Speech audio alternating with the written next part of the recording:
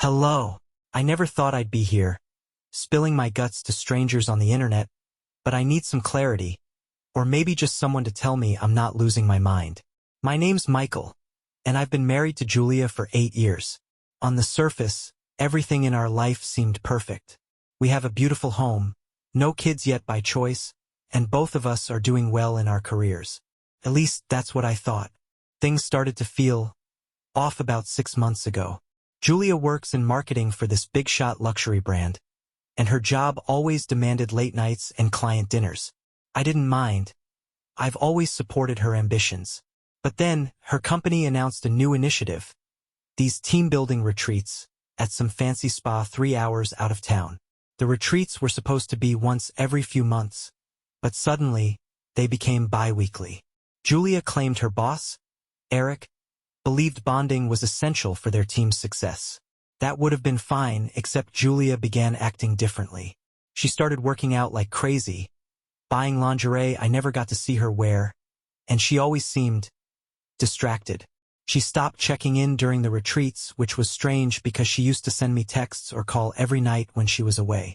I brushed it off at first, thinking she was just tired or busy, but the nagging feeling in my gut only grew stronger. Then there was the scent. One night after she came back, she hugged me, and I caught a whiff of this cologne. It wasn't hers, and it sure as hell wasn't mine. When I asked about it, she laughed it off, saying she must have brushed against someone at the spa. It seemed plausible at the time, but it gnawed at me. The final straw in my growing suspicion was when Julia started guarding her phone like it was the launch codes. She changed her password and kept it face down on the table. When I jokingly asked if she had some top-secret marketing plans in there, she snapped, "Don't you trust me?" That one hurt because I realized I didn't know how to answer anymore. I need to know if I'm crazy or if there's more going on. Part of me wants to believe it's all in my head. But another part, the one that's kept me up at night for weeks, says I've got to dig deeper. And that's exactly what I plan to do.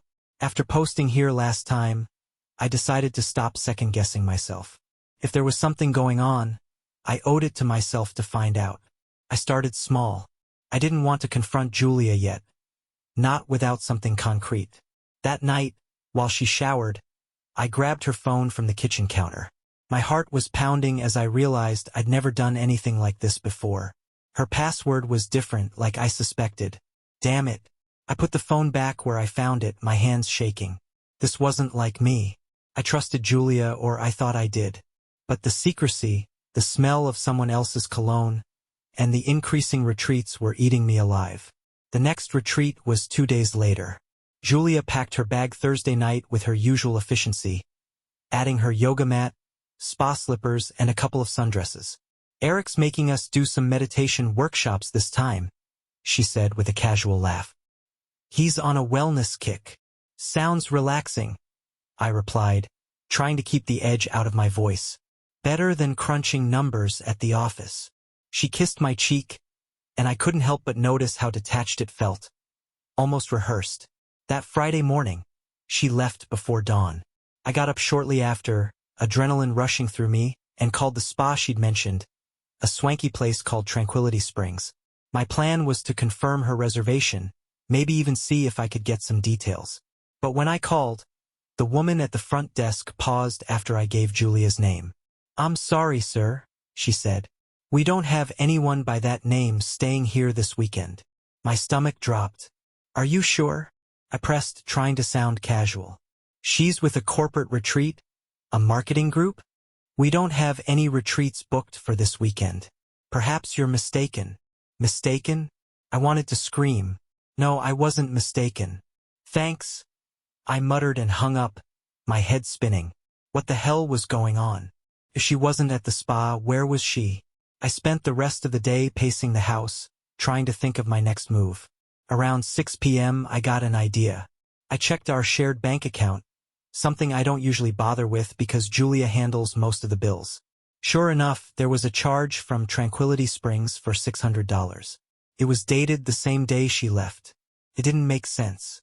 Why would there be a charge from the spa if they claimed she wasn't there? My instincts told me something shady was happening. That night I barely slept. My mind raced with possibilities. Was she staying somewhere else? With someone else? Was the spa lying for her? Whatever the case, I knew I couldn't sit idle anymore. The next day, I made a decision that would change everything. I was going to follow her. Saturday morning, I packed a bag, threw on some jeans and a hoodie, and headed out early. I didn't even know where I was going, but I couldn't sit around the house anymore. If Julia had lied about where she was, I had to find out why. I knew the route to Tranquility Springs. We'd driven past it once on a weekend trip. It wasn't far, about 3 hours down the highway. Even if she wasn't there, I figured it was a starting point. Maybe I'd spot her car or catch a lead. The drive felt endless, my mind running wild with worst-case scenarios. By the time I pulled into the spa's parking lot, my palms were slick with sweat. The place was just as fancy as I remembered. Manicured gardens, valet parking, the whole 9 yards. I parked my car a few blocks away and walked back, trying to keep a low profile. I wasn't exactly sure what I was looking for, but I kept my eyes peeled for Julia's white BMW. And there it was, tucked into a corner of the lot. My heart raced as I crouched behind a line of hedges, staring at her car like it was a bomb about to go off. Okay, so she was here, or at least her car was. But why had the spa lied to me? I decided to head inside. The woman at the front desk didn't look like the one I'd spoken to on the phone, but I still hesitated. What if they were in on it? What if they recognized me? "Can I help you?" she asked, giving me a polite smile. Cleared my throat. "Yeah, I'm meeting my wife. She's here with a corporate retreat, Julia Manning." Her smile faltered just a fraction. "Let me check." She typed something into her computer, her nails clicking against the keys. "I'm sorry, sir. We don't have a Julia Manning registered here." I stared at her, trying to keep my cool. That's weird. Her car's in the lot, and I know she booked for this weekend. Her polite mask cracked, her eyes darting to the side. "I'm not sure what to tell you. Maybe you should call her directly." I stepped closer, lowering my voice. "Listen, I don't want to make a scene, but I know she's here. Can you please just tell me where she is?" She flinched, clearly uncomfortable. "Sir, I'm sorry, but we have strict privacy policies. If your wife hasn't told you her room number, I can't help you." Privacy policies, right? That's when I noticed the security cameras in the corners of the lobby, their lenses sweeping the room. The whole place reeked of secrecy. I backed off, my chest tight with frustration. "Fine. Thanks for nothing." As I turned to leave, I caught a glimpse of someone out of the corner of my eye. A man in a tailored suit, standing near the elevator bank. He was watching me, his expression calm but sharp, like he was sizing me up. I kept walking, but the back of my neck prickled. Something wasn't right about this place. Back in the parking lot, I sat in my car, staring at Julia's BMW. I couldn't leave. Not yet. If the spa was lying to me, and if Julia was lying to me, there had to be a reason. And I was going to find out what it was. I leaned back in my seat, deciding to wait. Whatever she was doing in there, she couldn't stay forever. I waited in the car for what felt like hours, watching people come and go from the spa's entrance. Wealthy couples, yoga types, and business professionals, all looking far too relaxed. My eyes darted back to Julia's car every few minutes, expecting her to come out, but she didn't. Finally, around 7 p.m., I saw movement. A group of people stepped out of the spa, chatting and laughing, their voices carrying across the parking lot. My heart nearly stopped when I saw Julia among them, standing close to a man I didn't recognize.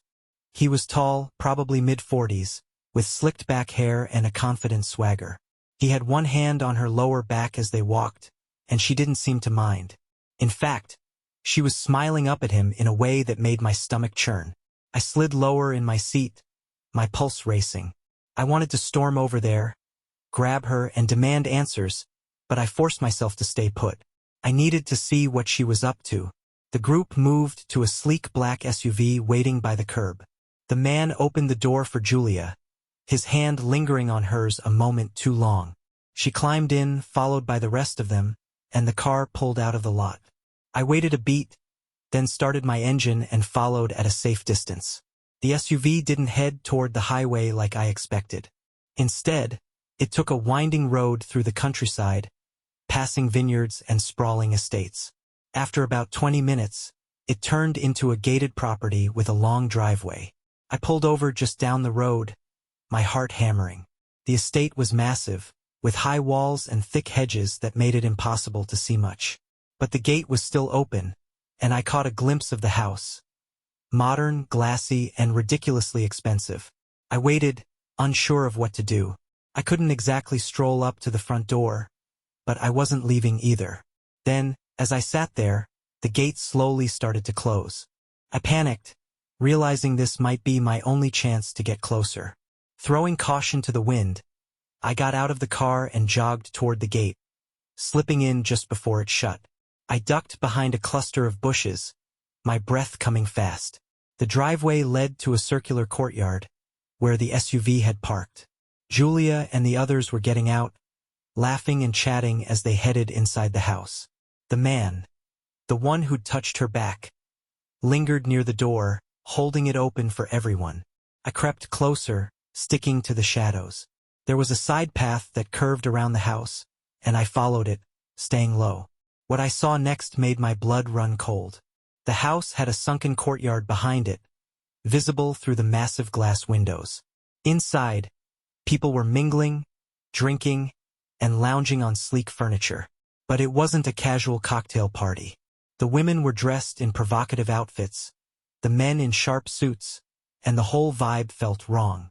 It wasn't until I saw one couple disappear into a side room, their hands all over each other, that I realized what this place really was. It wasn't just a retreat. It was some kind of underground swingers club. And Julia was right in the middle of it. I crouched behind the bushes, frozen in disbelief. My heart was pounding so hard I was sure someone would hear it. Julia, my wife, the woman I thought I knew better than anyone, was inside this place. Through the massive glass windows, I saw her sitting on a sleek leather couch, laughing at something the slick-haired man said. She leaned in close, her hand resting lightly on his thigh. I clenched my fists so tightly my nails dug into my palms. What the hell was going on? The man said something to her, and she nodded. He stood, extending a hand to her, and she took it. Together, they walked toward one of the side rooms. My stomach twisted into knots as I watched them disappear behind a heavy door. For a moment, I couldn't move. My entire body felt like it was on fire, my mind racing with images I didn't want to imagine. But then something snapped inside me. I wasn't just going to sit there. I needed answers. I circled the house, looking for another way in. Most of the windows were locked, but I found a side door that was propped open, likely to let in the cool evening air. I slipped inside, my pulse racing. The interior was even more opulent up close. Modern art on the walls, expensive rugs, and soft ambient lighting. The air was thick with a mix of expensive perfume, alcohol, and something else, something primal.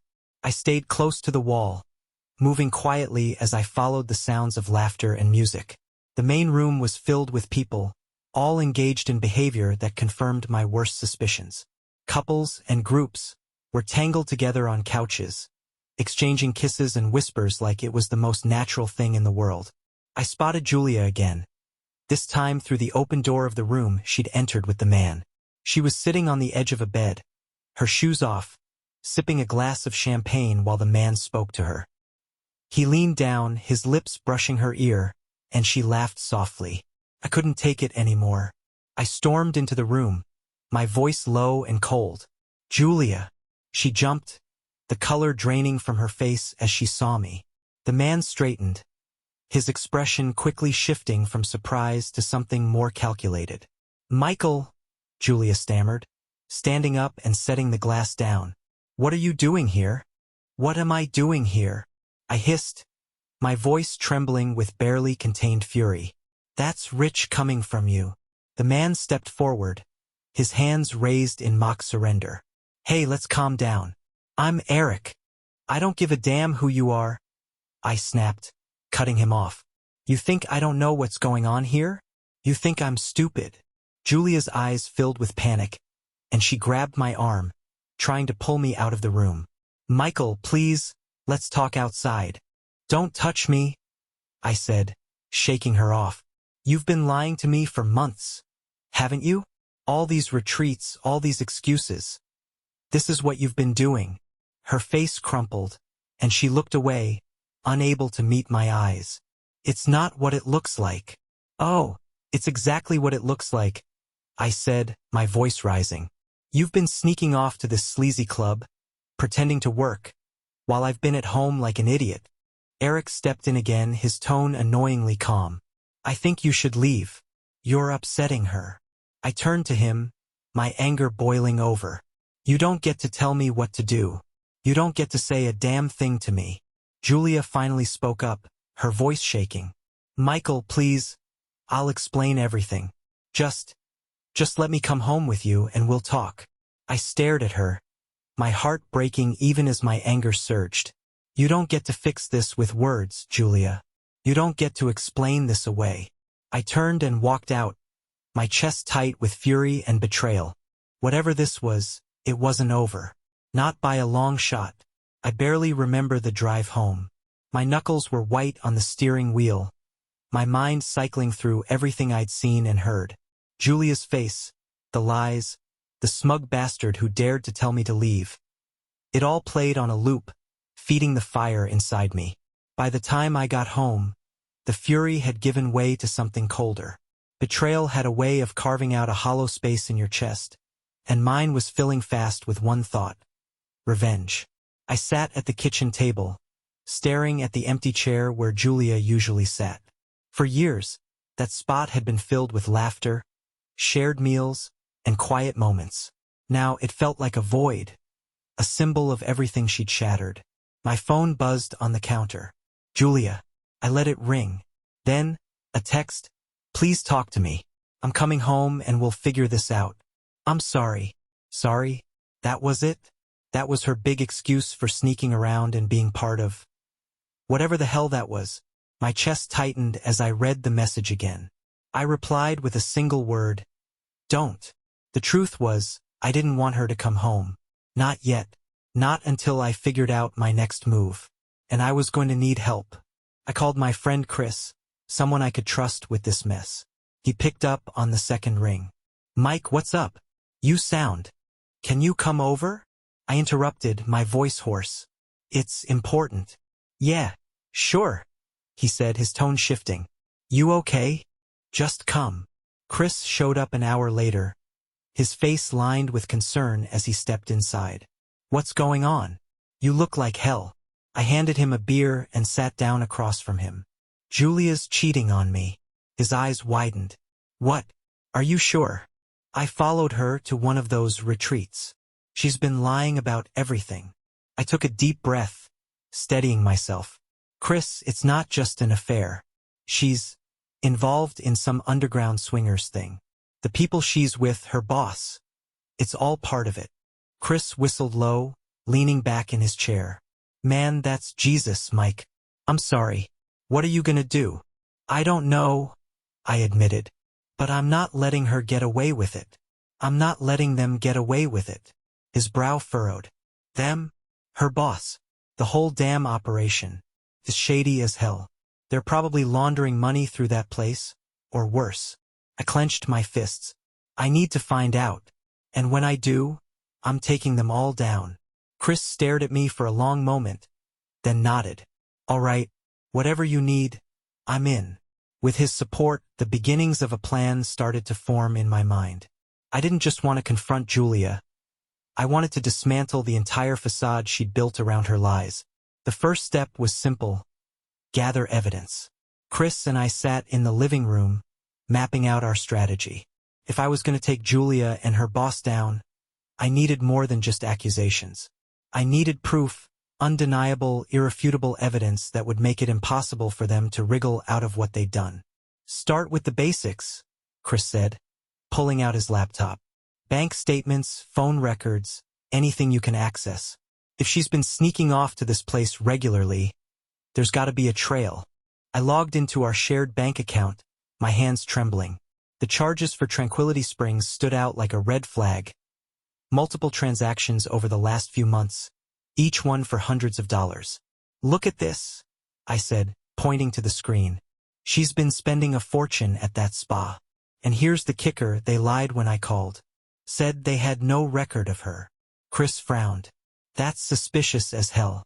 If the spa's in on it, they're probably hiding more than just an affair. I nodded, my gut tightening. I'm betting Eric's behind that. He probably has them covering for his little club. We dug deeper, combing through her email and social media accounts. Julia wasn't careless. She deleted most of her messages and kept her posts vague. But I found one thing she'd missed. An itinerary for a corporate retreat at Tranquility Springs tucked away in her archived emails. I clicked on it, my jaw tightening as I read the details. The itinerary included a list of attendees, and Eric's name was right at the top. It also mentioned private evening sessions and exclusive networking opportunities. Exclusive networking opportunities? Chris scoffed, reading over my shoulder. That's corporate speak for let's get weird. I didn't laugh. My eyes caught something else, a link to a private portal. What's this? Chris clicked on it, but the page was password protected. Damn, he muttered. Any guesses? Try her work password, I said. Julia had a habit of reusing the same ones. Chris typed it in, and the page loaded. We were in. What appeared on the screen made my blood run cold. It was a gallery of photos and videos from past retreats. At first glance, they looked professional, people in suits mingling at what seemed like standard corporate events. But as we scrolled, the tone shifted. The photos became more intimate, more suggestive. A few showed groups in dimly lit rooms, champagne glasses in hand, with expressions that could only be described as predatory. And then I saw her, Julia, in a sleek black dress, sitting on Eric's lap, her head thrown back in laughter. The next photo showed his hand sliding up her thigh. I slammed the laptop shut, my vision blurring with rage. Mike, we've got what we need, Chris said, his voice steady. But we've got to play this smart. If you go in guns blazing, they'll bury you. I nodded, my hands shaking. He was right. This wasn't just about Julia anymore. This was about Eric, the spa, and whatever twisted empire they were running. And I wasn't going to stop until I burned it to the ground. The evidence we'd uncovered was damning, but it wasn't enough. Photos and transaction records proved Julia and Eric's involvement in something shady, but I needed to expose the full scope of what was happening at Tranquility Springs. That meant going back, not as an observer this time, but as someone on the inside. Chris wasn't thrilled about the plan. You're walking into a hornet's nest, Mike. These people aren't just screwing around. They're hiding something big. That's exactly why I have to do it, I said. If I can find out what they're really up to, I can take it all down. Chris sighed, leaning back in his chair. All right, but you're not doing this alone. I'll stay outside, keep an eye on things. If anything goes south, I'll be ready. I nodded, grateful for his support. Together, we devised a cover story. I'd pose as a potential recruit, someone Eric might see as an asset. Chris hacked into the spa's portal and created a fake profile for me, complete with fabricated details about my business ventures. The hardest part was convincing Julia I'd forgiven her. She showed up at the house the next morning, looking like hell. Her usual polished appearance was gone, replaced by red-rimmed eyes and a nervous energy that made her seem small. Michael, she began, her voice trembling. Please, can we talk? I kept my face blank, stepping aside to let her in. She sat at the kitchen table, wringing her hands. I know I messed up. I know I should have told you. Why didn't you? I interrupted, my voice cold. Why lie to me? Why sneak around instead of just telling me the truth? Tears welled up in her eyes. I didn't know how. Started small, just a way to network and get ahead at work. But then Eric. She trailed off, shaking her head. He has a way of pulling people in, making them feel obligated. I wanted to believe her. Part of me still loved her, despite everything. But the image of her laughing on Eric's lap was burned into my brain. So what now? I asked, my tone sharp. You want me to just forget about it? No, she said quickly, reaching for my hand. I want to fix this. I want us to be okay again. I pulled my hand away, forcing a sigh. All right, but if you want to make this work, you're going to help me understand what's really going on at that place. Her eyes widened in alarm. Michael, no. You can't get involved. It's not safe. Why not? I demanded. What's Eric hiding? She hesitated, her lips trembling. It's more than just the affairs. There's money involved, lots of it. And other things I don't even know about. But Eric, he won't let anyone walk away easily. Her words only fueled my determination. I'm not scared of him. If you really want to fix this, you'll help me get in. After a long, tense silence, she nodded. Okay, I'll talk to Eric. I'll say I'm bringing you in as a business contact. I could tell she didn't like the idea, but she didn't have much choice. The next evening, she made the call, her voice shaking as she spoke to Eric. I stood nearby, listening to every word. When she hung up, she turned to me, pale and trembling. He said you can come to the next retreat. But Michael, what? Her voice was barely a whisper. If he finds out what you're really doing, he won't hesitate to destroy you. I stared at her, my resolve hardening. Then I'll make damn sure he doesn't find out. The night of the retreat, I arrived at Tranquility Springs with Julia by my side. She was tense, her hands fidgeting with the hem of her dress. I wasn't exactly calm either. My stomach churned as we pulled into the parking lot. Stick to the story, Julia said quietly as she parked the car. You're here as a potential investor Eric wants to impress. Don't give him a reason to doubt you. I nodded, adjusting my tie. Just get me in the door. As we approached the entrance, the polished veneer of the spa seemed even more artificial than before. A valet greeted us, and Julia handed over the keys, her smile tight. Inside, the place was bustling with activity. It looked like any high-end networking event. People in expensive clothes, waitstaff carrying trays of champagne, soft music playing in the background. But I knew better. Eric spotted us almost immediately.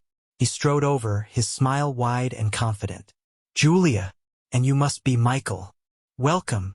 His handshake was firm, his eyes calculating as he sized me up. Julia's told me great things about you. All true, I'm sure, I said with a smile that didn't reach my eyes. Eric laughed, clapping me on the shoulder. I like him already. Come on, let me show you around. I followed him through the grand hall, my senses on high alert. He introduced me to a few people, well-dressed men and women with sharp smiles and piercing eyes. They were polite, but there was an undercurrent of something darker, something unspoken. As the night went on, the atmosphere shifted.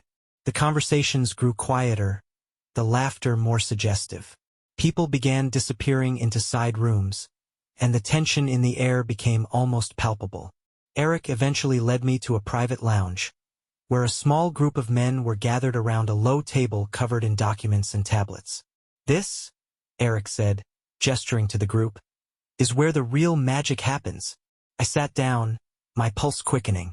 The men greeted me with nods, and Eric began discussing business opportunities.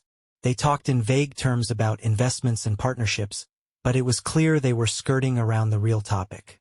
One of the men, a gray-haired executive named Victor, finally cut to the chase. Look, Michael, we're a very exclusive group. We don't let just anyone in. You've got to prove you're serious. I leaned back in my chair, meeting his gaze. What exactly does that mean? Victor smirked, exchanging a glance with Eric. Let's just say we're looking for loyalty and a certain level of discretion. Eric clapped his hands. Why don't we show him what we mean? My stomach sank as they led me down a dimly lit hallway. Julia stayed behind, her expression unreadable. At the end of the hall was a large, heavy door. Eric unlocked it with a keycard and gestured for me to step inside. What I saw made my blood run cold. It wasn't just a club, it was a full-blown operation. Rows of monitors displayed live feeds from hidden cameras in various rooms. Transactions were being tracked on computers, and men in suits exchanged briefcases filled with cash. This is where the magic happens, Eric said with a smirk. I forced myself to act impressed. nodding as if I was taking it all in. Inside, I was seething. Of course, Eric continued. If you're going to be part of this, you'll need to prove you can handle the responsibilities. I clenched my fists, keeping my expression neutral. I'm ready for whatever it takes. Eric grinned. Good. Then let's see what you've got. Eric led me into a side room with a sleek, minimalist design. A man was seated at a table, shuffling through papers. This is where we handle new recruits, Eric said, his grin sharp. The man glanced up. Background checks, financial buy-ins, and commitments, he said smoothly. Commitments? I asked. Eric leaned closer. We need to know you're all in. Tonight, you'll prove that. You'll join one of the private sessions. I kept my face blank, even as anger boiled inside me. Fine, I said. Eric's smirk widened. Good. Don't disappoint us. He walked out, leaving me alone with the man, who gestured toward the far door. Your initiation awaits. Heart pounding, I stepped forward, ready to face whatever was behind that door. I pushed the door open, my stomach in knots. Inside was a dimly lit room with plush furniture and soft music playing. A woman, dressed provocatively, stood by the bar, her eyes scanning me with a practiced smile. Welcome, she said, her tone smooth. You must be new. I forced a polite nod, pretending to fit in. My mind raced as I tried to assess the situation. A camera in the corner blinked red, recording. I'm here to observe, I said, keeping my tone firm. Her smile faltered slightly, but she nodded. As you wish. I sat on a couch, watching as people entered and the atmosphere turned darker. Every instinct screamed at me to leave, but I stayed, determined to gather more proof. As the night wore on, I noticed subtle exchanges. Whispers, wads of cash, and coded conversations. It wasn't just a swingers club. It was a front for something larger. Drugs? Money laundering? Both? I kept my eyes on the hidden camera in the corner. This was the proof I needed. If I could access the footage, I'd have everything to expose them. Eric entered, his sharp eyes scanning the room. He locked onto me and walked over. Enjoying yourself? He asked, his tone laced with suspicion. Absolutely. I lied, keeping my expression neutral. His smirk didn't reach his eyes. Good, because we don't tolerate outsiders who can't pull their weight. I felt the threat beneath his words. Eric's words lingered in the air, thick with warning. I played it cool, nodding. Of course, I'm here to contribute, not waste anyone's time. His eyes narrowed, but he seemed satisfied. Good. Stick around. There's more to see. As he walked away, I noticed a door ajar at the far end of the room. People were moving in and out discreetly, carrying briefcases. My gut told me this was where the real dirt was. I waited until Eric was distracted, then slipped out of the lounge and toward the door. Inside, I found a room lined with safes and ledgers. Jackpot. Suddenly, footsteps echoed behind me. My heart stopped as I turned to see Eric standing in the doorway, his expression dark. What the hell are you doing in here? I froze, my mind racing for an excuse. Eric, I was just curious. Figured if I'm investing, I should know what I'm getting into. He stepped closer, his eyes cold. Curiosity can be dangerous around here. I'm on your side, I said quickly. I want to help this operation grow. Eric's lips twisted into a smirk. You think you're clever, huh? Let me make something clear. If you cross me, there won't be a way out. He grabbed my arm, pulling me out of the room. Stick to where you're supposed to be. I forced a calm nod, but inside, I knew I was walking a tightrope. I needed to get out with evidence before things escalated further. Eric's grip was firm, but I played along, letting him drag me back to the lounge. My heart pounded as I realized I couldn't leave empty-handed. As soon as Eric got distracted by another guest, I slipped out. I made my way back to the safes, snatching a ledger and snapping photos of the hidden camera setup. On my way out, I found Julia waiting near the entrance. Her face was pale. Michael, what are you doing? You shouldn't be here. Neither should you, I said coldly, brushing past her. I made it to my car and drove straight to Chris's place. Together, we compiled the evidence. Photos, ledgers, and every transaction I could trace. By the next morning, I handed it all over to the authorities anonymously. Within days, Tranquility Springs was raided. Eric and his associates were arrested, their operation exposed. As for Julia, I filed for divorce the same day. When she begged me to forgive her, I only said, "You made your choice. Now live with it." Revenge wasn't just sweet, it was justice. Bye-bye.